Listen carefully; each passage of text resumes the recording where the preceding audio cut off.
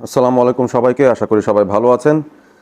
গতকাল রাতটা খুব ইন্টারেস্টিং গেছে, স্পেশালি ফুটবল ফ্যান্সদের জন্য। ইউরোপিয়ান ফুটবলের সবচেয়ে elite club tournament UEFA champions league, সেটার ড্রটা অনুষ্ঠিত হয়েছিল এবং তার পরপরই বোরহামউড এফসি, ফারহান আলী ওয়াহিদের দল, ইংল্যান্ডের ফিফথ টায়ারের টিম, তারা বস্টন ইউনাইটেডের সাথে খেলেছে এবং সেই ম্যাচটা ইন্টারেস্টিং ছিল ওই সেন্সে যে এই ম্যাচটা শুরুর আগে সবগুলো দল যারা ন্যাশনাল লিগে খেলছে তারা তিনটা করে ম্যাচ খেলেছিল এবং সেটা ফোর্থ ম্যাচ ছিল। বোরহামউড এফসি তাদের চতুর্থ ম্যাচ ছিল এবং বোস্টন ইউনাইটেডের জন্য চতুর্থ ম্যাচ ছিল। এই ম্যাচটা জিততে পারলে বোরহামউড এফসি তারা পয়েন্টস টেবিলের উপরে যাওয়ার সম্ভাবনা ছিল, তাদের থার্ড থেকে টপে চলে যাওয়ার চান্স ছিল এবং সেই সাথে বস্টন ইউনাইটেড তারা ফিফথ থেকে থার্ডে চলে যেতে পারতো। এখন ম্যাচটা যেভাবে অনুষ্ঠিত হয়েছে, গত সিজনে ওই দুইটা টিম ফেস অফ করেছিল, বেশ কঠিন একটা ফাইট দুই টিমের মধ্যে হয়েছিল। সো এক্সাইটিং একটা ম্যাচ হওয়ার কথা ছিল, ক্লোজ ফর একটা ম্যাচ হওয়ার কথা ছিল। আর শেষ পর্যন্ত সেই ম্যাচে ফারহান আলী ওয়াহিদ স্টার্ট করবেন কিনা সেই জল্পনা কল্পনার অবসান ঘটিয়ে মোটামুটি 11:15টার দিকে আমরা বোরহামউড এফসির ফেসবুক পেজ থেকে পেয়ে যাই স্টার্টিং 11টা, যেখানে ফারহান আলী ওয়াহিদ স্টার্ট করছিলেন এবং সেটা আমাদের জন্য খুবই এক্সাইটিং একটা সময় ছিল। এবং আমরা দেখে বুঝতে পারছিলাম যে ফারহানকে স্টার্ট করানো হচ্ছে একটা লিগ ম্যাচে, which is important for him, for us, এবং তিনি আসলে বোরহামউড এফসিতে একজন ইম্পর্টেন্ট প্লেয়ার হয়ে দাঁড়াচ্ছেন সেই বিষয়টা কিন্তু আরও ক্লিয়ার হয়ে যাচ্ছিল। যাই হোক, ম্যাচটা দেখার জন্য আমি অনেক ধরনের লিঙ্ক খোঁজার চেষ্টা করলাম, অনেক ধরনের ব্যবস্থা করার চেষ্টা করলাম, স্পোর্টসফাই, থার্ড পার্টি অ্যাপ যাই বলি না কেন, কোনোভাবেই আসলে ম্যানেজ করতে পারি নাই unfortunately. So I had to resort two watching highlights. পরবর্তীতে হাইলাইটস দেখেছি, কিছু ক্লিপস দেখেছি এবং সেই জায়গায় ফারহান আলী ওয়াহিদের পারফরমেন্সটা অ্যাসেস করার একটা সুযোগ খুঁজছিলাম। ফারহান ওয়াহিদ স্টার্ট করেছেন এবং স্টার্ট করেছেন লেফট উইংয়ে। আপনারা যদি স্টার্টিং 11-এর পজিশনটা দেখেন, 4-2-3-1 এই ফরমেশনে বোরহামউড এফসি খেলেছিল এবং লেফট উইংয়ে ফারহান আলী ওয়াহিদকে তারা রেখেছিল। ফারহান ওয়াহিদ সোফার বোরহামউড এফসির হয়ে একটা গোল আর একটা অ্যাসিস্ট দিয়েছেন, তবে সেটা কাপ ম্যাচে।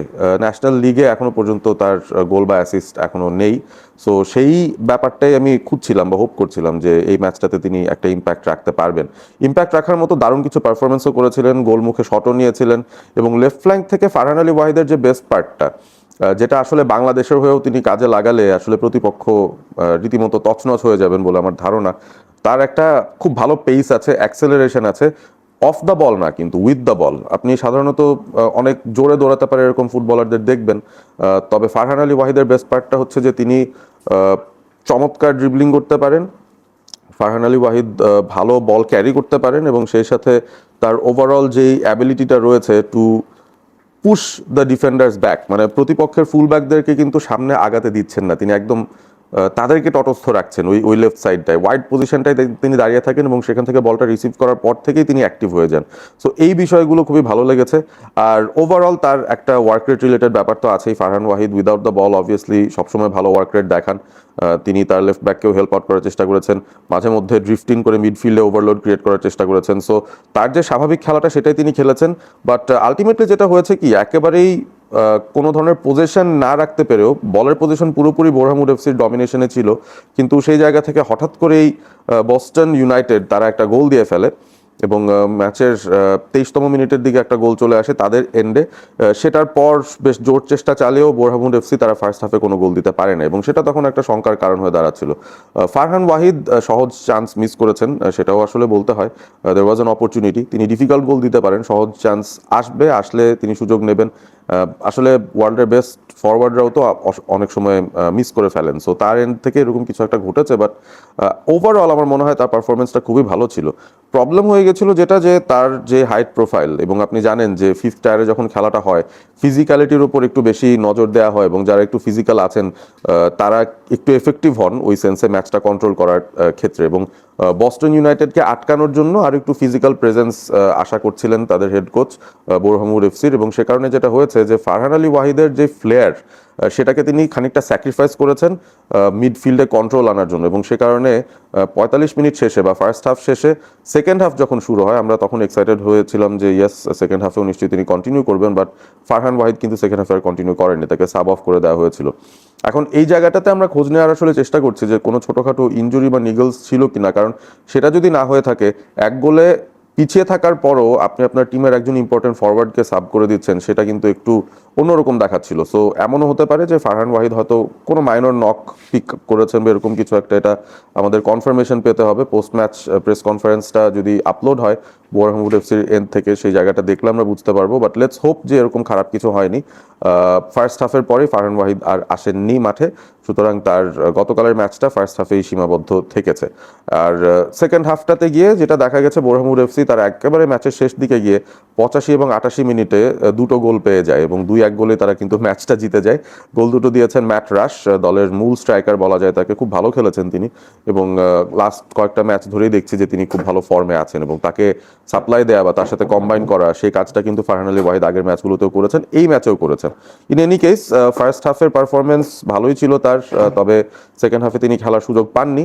লেটস হোপ যে তাকে রেগুলারলি স্টার্ট করানো হয় এবং সেটাই আসলে তার জন্য ইম্পর্টেন্ট। মানে অ্যাজ আ বেঞ্চ অপশন তিনি নামার চেয়ে স্টার্টিং পজিশনে তিনি লেফট উইংয়ে তার পছন্দের এরিয়াতে খেলতে পারছেন, সেটা ডেফিনেটলি বাংলাদেশের জন্য খুব ভালো। কারণ খুব বেশি দিন কিন্তু বাকি নাই, সেপ্টেম্বর উইন্ডো চলে আসবে, ইন্টারন্যাশনাল উইন্ডো, এবং সেই উইন্ডোতে ডেফিনেটলি আমরা এক্সপেক্ট করবো যে ফারহান আলী ওয়াহিদ আসবেন, এসে বাংলাদেশের হয়ে খেলবেন, ফিফা আসিয়ান কাপে বাংলাদেশকে রিপ্রেজেন্ট করবেন এবং সেই জায়গায় তাক লাগানো একটা পারফরমেন্স দেবেন।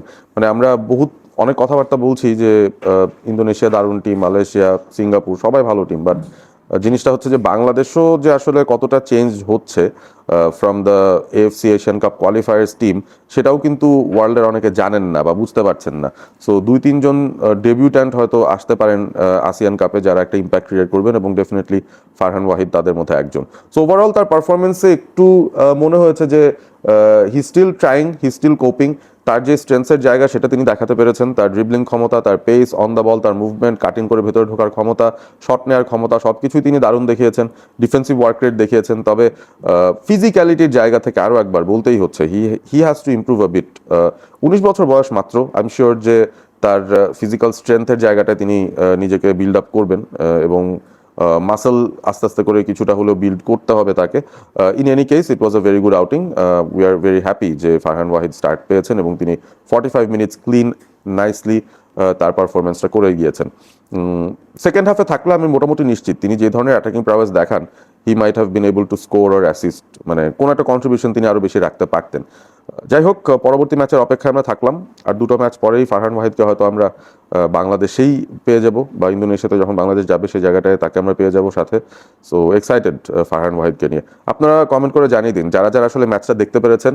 কুডোস টু ইউ গাইজ, আপনারা লাকি, আপনারা সরাসরি ম্যাচটা দেখেছেন। আমার মতো রিপ্লে দেখে বা হাইলাইটস দেখে আপনাদের মন খারাপ করতে হয়নি। ইন এনি কেস ফারহান ওয়াহিদকে নিয়ে আপনাদের উচ্ছ্বাসের কথা ডেফিনেটলি জানাবেন। আর এই দলটাতে আমি এক্সপেক্ট করছিলাম তিনি প্রতি ম্যাচে 90 মিনিট খেলবেন, কেন খেলছেন না?